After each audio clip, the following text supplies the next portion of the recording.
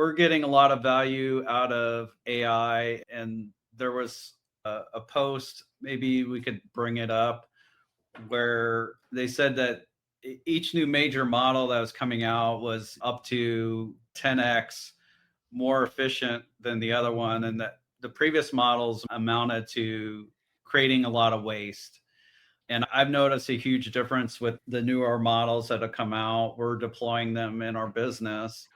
And this really big claim was made that essentially a lot of the other compute was wasted. So here it is.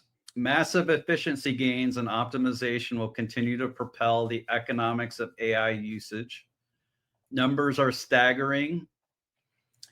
It's not just hardware, the models, or software.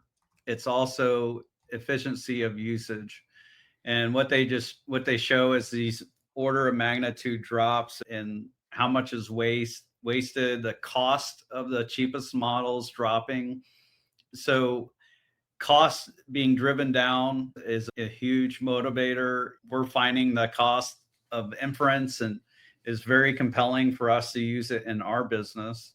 Matt, you're Yeah. not as geeked out as I am about AI, but No, that's not true. I just made one cheeky comment to you in a DM, and you're like, "Why do you hate AI?" No, I had a bad experience with Grok hallucinating, so I made yeah, a post about it. I won't revisit it here, but no, I'm actually, in all seriousness, pretty much just as geeked out and jazzed up by this as you are.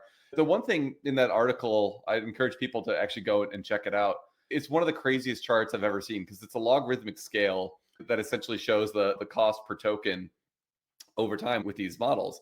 And like the declines just on a linear level are so staggering. But then when you realize that it's actually a log chart and the axis is okay, this is actually mind blowing how much more efficient these models and the entire architecture is really becoming, while at the same time delivering better results. So this is Kathy Wood talks all the time about AI and technology in general being deflationary and blah, blah, blah, blah, blah. And I think we're somewhat numb to that, but when you look at that chart, it's that is going to be massively deflationary to I think a lot of different businesses. I saw somebody else had a post on here, and I forget who this quote is attributed to, so I apologize for that. But it was a well-known investor basically saying there's basically no companies that should be operating like they are today in the year 2040. So if you think of all the different processes that like a large corporation has, pretty much none of those functions should be done the way that they are by 2040, and probably a lot sooner than that. I just think that how capable these tools that it feels like a gift, these tools that we've developed, but the implication of them is that you should radically transform the way you're doing everything with your business. And that's going to be like painful and require a lot of change to really embrace it. But I think if you don't do that as a business, I do believe that you're going to get run over. So yeah, no, I'm very much on this AI bandwagon with you. Although I think even bandwagon it's not like the right term because everyone's hyped about AI, but I think it's like nobody knows what that actually means, or people mean different things when they yeah, say that. So I try to be very specific with what am I bullish about.